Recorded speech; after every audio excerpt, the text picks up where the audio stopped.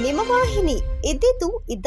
ರಾಜ್ಯದಲ್ಲಿ ಸರ್ಕಾರ micro finance ವಿರುದ್ಧ ಸುಗ್ರೀವಾಜ್ಞೆ ತಂದರೂ ಕೂಡ ಮಂಡ್ಯ ಜಿಲ್ಲೆಯಲ್ಲಿ ಮೈಕ್ರೋ ಫೈನಾನ್ಸ್ ಕಿರುಕುಳ ದಿನೇ ದಿನೇ ಹೆಚ್ಚಾಗಿ ನಡೆಯುತ್ತಿದೆ. ಅದೇ ಸಾಲಿಗೆ ನಾಗಮಂಗಲ ತಾಲೂಕಿನ ಹೊಣಕೆರೆ ಹೋಬಳಿಯ ಗೆಜ್ಜೆ ಹೊಸಹಳ್ಳಿ ಗ್ರಾಮದಲ್ಲಿ ಹಣ ವಸೂಲಿಗೆ ಹೋದ ಮೈಕ್ರೋ ಫೈನಾನ್ಸ್ ಯುವಕರು ಮತ್ತು ದಲಿತ ಕುಟುಂಬದ ನಡುವೆ ಮಾತಿನ ಚಕಮಕಿ, ಮಾರಾಮಾರಿಯ ಹೊಡೆದಾಟ ನಡೆದು ದಲಿತ ಕುಟುಂಬದ ಯುವಕ ಸುನೀಲ್ ಹಲ್ಲೆಗೊಳಗಾಗಿ ಆಸ್ಪತ್ರೆಗೆ ದಾಖಲಾಗಿರುವ ಪ್ರಕರಣ ನಾಗಮಂಗಲ ಗ್ರಾಮಾಂತರ ಪೊಲೀಸ್ ಠಾಣೆ ವ್ಯಾಪ್ತಿಯಲ್ಲಿ ನಡೆದಿದೆ. ಸರ್ ಅಲ್ಲೇ ಸುಮಾರು ಸಂಜೆ 5:30 ಆಗಿದೆ ಸರ್ ಟೈಮಿಂಗ್ಸು. ಶ್ರೀರಾಮ್ ಫೈನಾನ್ಸಿಂದ ಮ್ಯಾನೇಜರ್ ಬಂದು ಹಂಗೆಲ್ಲ ಕಟ್ಟಿ ಅಂತ ಹೇಳಿದ್ರು ಸರ್. ನಾಳೆ ಹೊರಗೆ ಮುಗಿ ಕಟ್ತೀವಿ ಅಂತ ಹೇಳಿದ್ರು ಸರ್.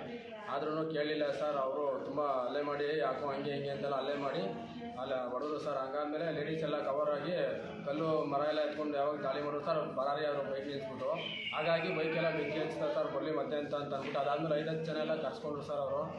ಅದಾದಮೇಲೆ ಓಡೋಂಡವರು ಸರ್. ಅವರು ಓಡೋಂಡಾದ್ಮೇಲೆ ಮತ್ತೆ ಬರಲಿಲ್ಲ. ಅವರು 5-10 ಜನ ಎಲ್ಲ ಕರ್ಕೊಂಡು ಹೋದರು. ಈಗ ಸಿಗಲಿಲ್ಲ. ಫೋನ್ ಮಾಡಿದ್ರೆ ಇದೇ ಫಸ್ಟಲ್ಲ ಸರ್. ಪದೇ 12 ಗಂಟೆ 1 ಗಂಟೆ ರಾತ್ರಿಗಳೆಲ್ಲ ಬರ್ತಾರೆ ಸರ್ ಮನೆ ಹತ್ರ. ನಾಳೆ ಒಡೆ ಮಾಡ್ಬಿಟ್ಟು ಕಟ್ತೀವಿ ಅಂದ್ರೆ ಕೇಳ್ತಿಲ್ಲ ಸರ್. ನಾಳೆ 1 ದಿವಸ ಟೈಮ್ ಕೊಡಿ, ಸುಮ್ಮನೆ ಒಂದು 20-25 ಸಾವಿರ ಪೆಂಡಿಂಗ್ ಆಯ್ತು ಅಷ್ಟೇ ಸರ್. ನಾಳೆ ಒಡೆ ಮಾಡ್ಬಿಟ್ಟು ಕಟ್ಕೊಡ್ತೀವಿ ಸರ್ ಅಂತಂದ್ರೂ ಕೇಳ್ತಾ ಇಲ್ಲ. ಏಕವಚನದಲ್ಲೆಲ್ಲ ಮಾತಾಡ್ತಾರೆ, ಕೀಳಾಗೆಲ್ಲ ಮಾತಾಡ್ತಾರೆ ಸರ್. ಕೈ ಎತ್ತೋದು, ಒಡೆ ಬರೋದು, ಏನಲ್ಲಿ ಬಾನಲ್ಲಿ ಅಂತೆಲ್ಲ ಮಾತಾಡ್ತಾರೆ ಸರ್. ಎಷ್ಟು ಜನ ಬಂದಿರೋದು? ಮೊದಲು ಇದ್ರಾಳು ಬಂದಿರೋ ಸರ್ ಬೈಕಲ್ಲಿ. ಆ ಬೈಕ್ ಬೆಂಕಿ ಹಚ್ಚಿದ್ದು ಅದೇ ಕಾರಣ. ಅವ್ರು ಬರಲಿ ಅಂತ ಅಂದ್ಬಿಟ್ಟೆ ಸರ್ ಬೈಕ್ ಬೆಂಕಿ ಹಚ್ಚಿದ್ದು. ಗೆಜ್ಜೆ ಹೊಸಹಳ್ಳಿ ಗ್ರಾಮದ ದಲಿತ ಕುಟುಂಬದ ಲಕ್ಷ್ಮಣ ಮತ್ತು ಭಾಗ್ಯಮ್ಮರವರು ಆರೋಪಿಸುವಂತೆ ಶ್ರೀರಾಮ್ ಫೈನಾನ್ಸ್ ಮೂಲಕ ಟ್ರ್ಯಾಕ್ಟರ್ಗಾಗಿ 2,50,000 ಸಾಲವನ್ನು ಪಡೆದಿದ್ದವು. ಕಳೆದ 4 ತಿಂಗಳುಗಳಿಂದ 44,000 ಹಣವನ್ನು ಪಾವತಿ ಮಾಡಿರಲಿಲ್ಲ. ಈ ಸಂಬಂಧ ಗುರುವಾರ ಸಂಜೆ 5 ಸಮಯದಲ್ಲಿ ಹಣ ವಸೂಲಿಗೆ ಬಂದ ಶ್ರೀರಾಮ್ ಫೈನಾನ್ಸ್ ಯುವಕರು ಹಣ ಕಟ್ಟುವಂತೆ ಒತ್ತಾಯ ಮಾಡಿದರು. ಸಮಯ ಕೆಳೆದರೂ ಅವಕಾಶ ನೀಡದೆ ಅವಾಚ್ಯ ಶಬ್ದಗಳಿಂದ ನಿಂದನೆ ಮಾಡಿದರು. ಈ ಸಂಬಂಧ ನನ್ನ ಮಗನ ಮೇಲೆ ಹಲ್ಲೆ ಕೂಡ ನಡೆಸಿದರು.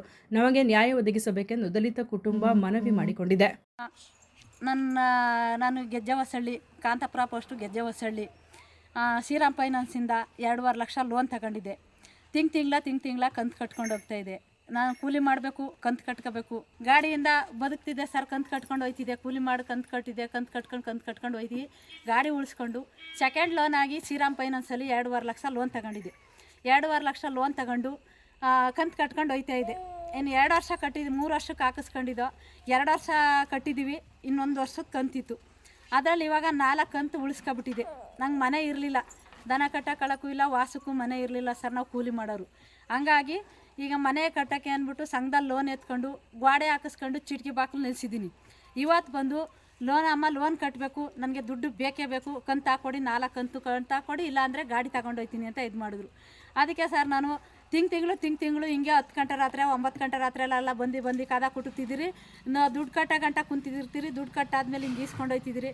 ಇವತ್ತು ಇರೋದು ಬೇಡ ನೀವು, ಆಮೇಲೆ ನಾನು ಕಟ್ಕೊಡ್ತೀನಿ ಸರ್ ಅಂತ ಕೇಳಿದೆ ಸರ್. ನಾನು ಕಟ್ಕೊಡ್ತೀನಿ ಅಂತ ಕೇಳೋತ್ತಿಗೆ ಅಮ್ಮ ಯಾಕೆ ಪದೇ ಬಂದಾಗೆಲ್ಲ ನಿಂದು ಇದೇ ವಾರ್ತೇನೆ, ಕಟ್ಟು ಫಸ್ಟು, ದುಡ್ಡು ಕಟ್ಟೋ ಗಂಟ ನಾವು ಹೋಗೋದಿಲ್ಲ, ದುಡ್ಡ ಕಟ್ಟಲೇಬೇಕು ನೀವು ಅಂತ ಕೇಳ್ಕೊಂಡ್ರು. ಎಷ್ಟು ಜನ ಬಂದಿದ್ರು? 2 ಆಳು ಬಂದಿದ್ರು ಸರ್. ನಾನು ಅವ್ರ ಹೆಸರು ಕುಲ ಗೊತ್ತಿಲ್ಲ, ಮಕ್ಕದಲ್ಲಿ ಗುರ್ತು ಹಿಡಿತೀನಿ ಸರ್ ನಾನು ಅವ್ರನ್ನ. ಬಂದಿದ್ರು. ಹಂಗಾಗಿ ಇವತ್ತೇ ಸರ್, ಇವತ್ತು ಬಂದರು. ಇವತ್ತು ದುಡ್ಡು ಕೊಡು ಅಂತ ಕೇಳಿದ್ರು. ಲೋನ್ ಕಟ್ಟಿ ಕಂತು ಕಟ್ಟಿ 4 ಕಂತು ಕಟ್ಟೋ ಗಂಟ ಕ್ಲಿಯರ್ ಮಾಡೋ ಗಂಟ ಹೋಗೋಕ್ಕಿಲ್ಲ ಅಂದರು. ಹೋಗೋಕ್ಕಿಲ್ಲ ಅಂತ ಅಂದಮೇಲೆ ನಾನು ಈ ಥರ ಹೇಳಿದೆ ಸರ್. ಬಂಡವಾಳ ಹಾಕೊಬಿಟ್ಟಿದ್ದೀನಿ, ಹಾಗಾಗಿಲ್ಲ, ಬೆಳಿಗ್ಗೆ ಒಡವೆ ಮಾಡಿಬಿಟ್ಟು ಬಂದು ಒತ್ತಿನಂತೆಲ್ಲ ಕಟ್ತೀನಿ ಸರ್ ಅಂತ ಹೇಳಿದೆ ಸರ್. ನಾನು ಹೇಳೋವತ್ತಿಗೆ ನಿಮ್ಮದು ಯಾವಾಗಲೂ ತಿಂಗಳು ಇದೇ ವಾರ್ತೆ ಕಟ್ಟಿ ಅಂತ ಅಂದರು. ನನ್ನ ಮಗ ನಿಂತಿದ್ದ, ನನ್ನ ಮಗ ಬಂದ ಅಷ್ಟೊತ್ತಿಗೆ ಆಸ್ತಿಯಿಂದ ಬಂದ ಸಾಕಾಗಿ. ಅವನು ಕೂಲಿ ದುಡ್ಡು ಕಟ್ಟ ಸುನಿಲ್ಲ ಅಂದರು. ಸರ್ ದುಡ್ಡು ಕಟ್ಟೋಕ್ಕೆ ಈಗಿಲ್ಲ, ಬೆಳಿಗ್ಗೆ ಕಟ್ತೀವಿ, ಅಮ್ಮ ಹೇಳ್ತಾವ್ರಲ್ಲ ದುಡ್ಡು ಕಟ್ತೀವಿ ಬೆಳಿಗ್ಗೆ ಅಂತ ಹೇಳಿದ್ರು ಸರ್. ನನಗೆ ಹೇಳಿದ್ಮೇಲೆ ಅವನು ಕಟ್ಟೋಕ್ಕಾಗದೆ ಆಗ್ತಿಲ್ದೇ ಇದ್ಮೇಲೆ ಯಾತ್ಕೊ ತಗೊಂಡೆ ನೀನು, ಕಟ್ಟೆ ತಿರ್ಬೇಕು, ದುಡ್ಡು ತಗೋಬೇಕು, ಇಲ್ಲ ಅಂತ ದುಡ್ಡು ತಗೋಬೇಕು, ಇಲ್ಲ ಅಂದರೆ ಯಾಕೆ ನೀನು ತಗೊಳ್ಳೋದು ನೀನು ಅಂತ ಅಂದ್ಬಿಟ್ಟು ವಾದ ಮಾಡಿದ್ರು ಅವ್ರ ಜೊತೆ. ವಾದ ಮಾಡ್ತಾ ನೀನು ಏನಮ್ಮ ನೀನು ಕಟ್ಟೆ ತಿಲ್ದೇ ಇದ್ಮೇಲೆ ಇಂಥ ಬಾಳಲ್ಲೆಲ್ಲ ಯಾಕಮ್ಮ ನೀನು ಬಾಳಬೇಕು ನೀನು ಅಂತ ನನಗಂದ್ರು. ಮಟ್ಟಿಗೆ ಮಾತಾಡಿ ಸರ್ ನೀನು ಅಂತ ನಾನು ಅಂದೆ ಸರ್. ಇರೋ ಮಾಮೂಲಿ ಹೇಳ್ತೀನಿ, ಮಟ್ಟಿಗೆ ಮಾತಾಡಿ ಸರ್, ನಾನು ಒಂದು ಸ್ವಲ್ಪ ನಿಮಗೂ ಗೌರವ ಕೊಡ್ತಾಯಿದ್ದೀನಿ, ನಾನು ಗೌರವ ತಗೋತಾಯಿದ್ದೀನಿ, ಮಟ್ಟಿಗೆ ಮಾತಾಡಿ ಸರ್ ಅಂತ ನಾನು ಕೇಳ್ದವ್ರಿಗೆ ಏನಂತ ಅಂದರು. ಏನಮ್ಮ ಮಟ್ಟಿಗೆ ಮಾತಾಡೋದು, ಗೌರವ ಕೊಡೋದು ಏನು ಬತ್ತು, ಕಟ್ಟಲೆ ನನ್ನ ಮಗನೇ ಬೋಳಿ ಮಗನೇ ಅಂತ ನನ್ನ ಮಗನ ಕೇಳಿದ್ರು. ನಮ್ಮ ಮಗನ ಕೇಳಿದಾಗ ನನ್ನ ಹತ್ರಕ್ಕೆ ಬಂದಾಗ ಹಿಂಗೆ ಮುಂದೆ ಬಂದಾಗ ನಮ್ಮ ಮಗನವೇ ಸರ್ ಮಟ್ಟಿಗೆ ಮಾತಾಡೋದು ಕಲ್ತು, ಕಟ್ಟ ತಿಳ್ದಾನೆ ಗಾಡಿ ತಗೊಂಡಿಲ್ಲ, ಕಟ್ಟೋದಾಗ್ಸತ್ತಿರೋದಕ್ಕೆ ಒತ್ತರಿ ಕೊಡ್ತೀನಿ ಅಂದೇಟ್ಗೆ ಅಂತ ಮಾತಾಡ್ತಾ ಇರೋದಕ್ಕೆ ಏನೋ ಬೋಳಿ ಮಗನೇ ನೀನು ಮಾತಾಡ್ತಾ ಇರೋದು ಅಂದ್ರೆ ಮುಂದೆ ಮ್ಯಾನೇಜರ್ ಸರೇ ಫಸ್ಟ್ ಹಿಡ್ಕೊಂಡ್ಮೇಲೆ ಹಿಂದೆ ಬಂದನಪ್ಪ. ಹಿಂದೆ ತಬ್ಬಿಡ್ಕೊಂಡು ನಮ್ಮ ಮಗನ ಒಬ್ಬ ಮೆಟ್ರ ಹಿಡ್ಕೊಂಡು ಒಬ್ಬ ಹಿಂದಕ್ಕೆ ಇಬ್ಬರು ಸೇರ್ಕೊಂಡು ಇಬ್ಬರು ಕೆಡಿಕೊಂಡು ಕೆಡಗ್ಬಿಟ್ರು. ಕೆಡಗದೆ ಕೆಡ್ಗಿ ಗಾಡಿಗೆ ರಪ್ಪ ಅಂತ ಮಕ ಹೊಡಿತು. ಹೊಡೆದ ಮಗ ಬಿದ್ದೋದ.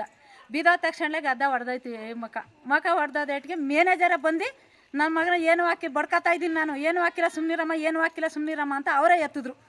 ಅವರೇ ಎತ್ತಿದ್ಮೇಲೆ ಅವರೇ ಎತ್ತಿ ಆಮೇಲೆ ನನಗೆ ಏನು ಓಡಲಿಲ್ಲ ಸರ್ ಆ ಟೈಮಲ್ಲಿ, ನಮಗೆ ಫೋನಿಗೀನು ಏನೂ ಇಲ್ಲ ನಮ್ಮ ಹತ್ರ. ಹಂಗಾಗಿ ಅವನಿಗೆ ನಾನು ನೀರು ಹಾಕೋದು ತಟ್ಟೋದು ಪಟ್ಟೋದು ಎಲ್ಲ ಮಾಡ್ತಾಯಿದ್ದೆ. ನನಗೂ ದನ ತಿವ್ದು ಕಾಲು ಏಟಾಗ್ಬಿಟ್ಟಿತ್ತು.